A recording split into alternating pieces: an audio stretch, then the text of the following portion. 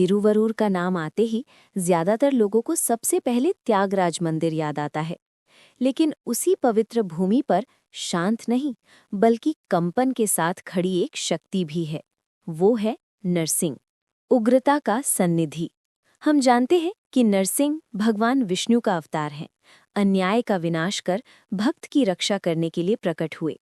लेकिन तिरुवरूर में स्थित ये नरसिंह सन्निधि साधारण शांत स्वरूप नहीं है। आंखें अग्नि जैसी, नाखून फैले हुए, शरीर आगे की ओर झुका हुआ। कई लोगों को महसूस होता है कि वे अभी भी युद्ध मुद्रा में ही हैं। क्रोध शांत होने का स्थान। यहाँ एक विशेष पूजा होती है, मक्खन चढ़ाया जाता है। क्यों? नरसिंह उग्रता, मक्खन शीतलता। क्रोध को शांत करने के प्रतीक के रूप में भक्त मक्खन अर्पित करते हैं। कई लोग कहते हैं, मेरे परिवार की समस्याएं कम हो गई, लंबे समय से चल रहा केस खत्म हो गया, दुश्मनों की परेशानी बंद हो गई। इन सब का कोई वैज्ञानिक प्रमाण नहीं है, लेकिन अनुभव लगातार बताए जाते हैं। रात का रहस्य। मंदिर बंद होने के बाद कुछ लोगों ने एक बात साझा की है। सन्निधि के पास गहरी गर्जना जैसा कंपन। वो साफ शेर की आवाज नहीं, लेकिन मानव स्वर भी नहीं। ये कहानी कई वर्षों से भक्तों के बीच कही जाती है। कोई प्रमाण नहीं, लेकिन विश्वास जीवित है। सुरंग मार्ग की कहानी। पुरानी पीढ़ी के लोग कहते हैं, इस सन्निधि के नीचे एक छिपा हुआ मार्ग था, जो प्राचीन काल में महल या सुरक्षा स्थल से जुड़ा था। कोई प्रत्यक्ष प्रमाण नहीं, लेकिन तिरुवरूर जैसे प्राचीन नगरों में ऐसी कहानियां नई नहीं हैं। ज्योतिष संबंध।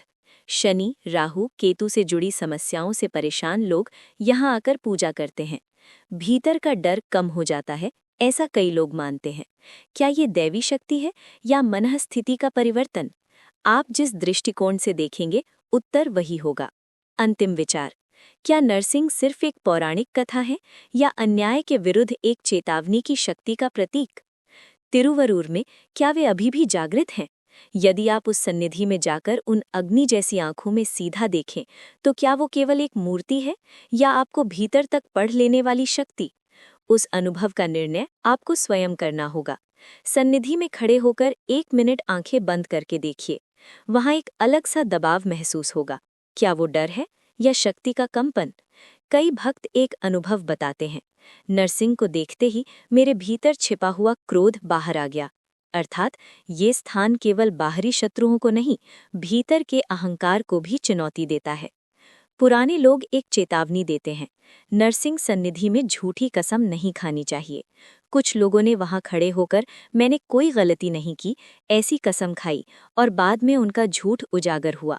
ऐसी कहानियां प्रचलित हैं। ये सिद्ध नहीं की जा सकती, लेकिन एक बात स्पष्ट है, ये स्थान न्याय शब्द से जुड़ा हुआ है। आंखों का रहस्य।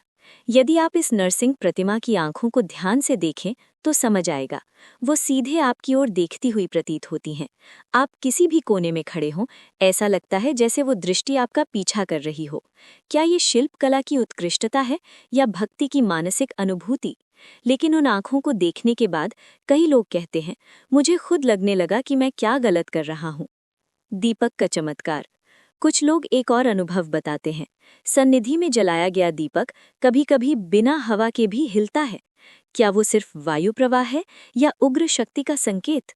कोई प्रमाण नहीं, लेकिन उस क्षण भक्तों की मानसिक स्थिति बदल जाती है। ये स्थान अलग क्यों है? तिरुवरूर अनेक देवताओं का नगर है, लेकिन ये नरसिंह सन्निधि एक बात में विशिष्ट है। यहाँ लोग सिर्फ कृपा मांगने नहीं आते, वे भीतर के डर, क्रोध और बदले की भावना को छोड़ने आते हैं। ये स्थान एक आंतरिक परीक्षा जैसा है। अंतिम प्रश्न। क्या नरसिंह बाहरी अंधकार को मिटाने वाले हैं या भीतर के अन्याय को तोड़ने वाले?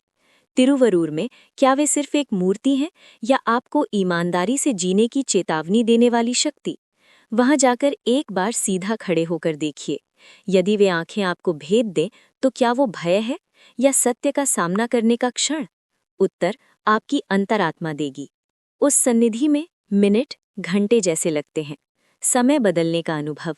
कई लोग कहते हैं, मुझे लगा मैं केवल 10 मिनट अंदर था, लेकिन बाहर आया तो 1 घंटा बीत गया था। क्या ये दैवी चमत्कार है या गहन ध्यान में समय का बोध खो जाना? लेकिन एक बात निश्चित है, वो सन्निधि आपको साधारण भक्त बनाकर नहीं छोड़ती, वो आपको सोचने पर मजबूर करती है। गरजती हुई शांति। नरसिंह का नाम लेते ही हम शेर की गर्जना सोचते हैं, लेकिन यहाँ एक विचित्र बात है। सन्निधि के भीतर गहरी शांति है, और वही शांति गर्जना जैसी महसूस होती है। बिना आवाज के भीतर एक कंपन, वो आपको स्वयं से आमने सामने खड़ा कर देती है। क्या यहाँ परीक्षाएं समाप्त होती हैं? कुछ लोगों का विश्वास है यहाँ 11 प्रदक्षिणा करने से लंबे समय की बाधाएं दूर होती हैं। मक्खन चढ़ाकर लगातार 3 शुक्रवार आने से पारिवारिक समस्या कम होती है। ये पूजा परंपरा है, लेकिन वास्तव में क्या होता है? यदि कोई व्यक्ति 3 सप्ताह लगातार एक ही स्थान पर शांत खड़ा होकर अपनी समस्या पर विचार करे, तो उसका निर्णय लेने का साहस बढ़ता है। क्या वही परिवर्तन लाता है? सोचिए। प्राचीन शिल्प का रहस्य। कुछ लोग मानते हैं कि ये नरसिंह प्रतिमा साधारण पत्थर नहीं है। प्राचीन शिल्पियों ने आंखें, नाखून, नसें सब अत्यंत सटीकता से गढ़ी हैं, ताकि उसमें जीवंतता आए। इसलिए हमें लगता है जैसे वो क्रोधित हैं। क्या ये दैवी शक्ति है या कलाकार की प्रतिभा? लेकिन वो अनुभूति अस्वीकार्य नहीं की जा सकती। लोग यहाँ डरते क्यों हैं?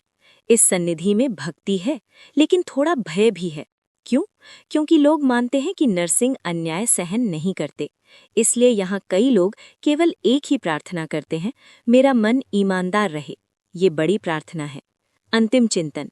यदि आप तिरुवरूर नरसिंह मंदिर जाएं, तो सिर्फ कृपा मत मांगिए। स्वयं से पूछिए, क्या मैं कहीं अन्याय कर रहा हूँ? क्या मैं किसी को आहत कर रहा हूँ? मेरा क्रोध किसे नष्ट कर रहा है? यदि ये प्रश्न भीतर उठने लगे, तो वही इस स्थान का वास्तविक चमत्कार है। नरसिंह बाहरी अंधकार को मिटाने से पहले भीतर के अंधकार को दिखाते हैं। क्या आप उसका सामना करने के लिए तैयार हैं? यहीं से इस रहस्य की सच्चाई शुरू होती है।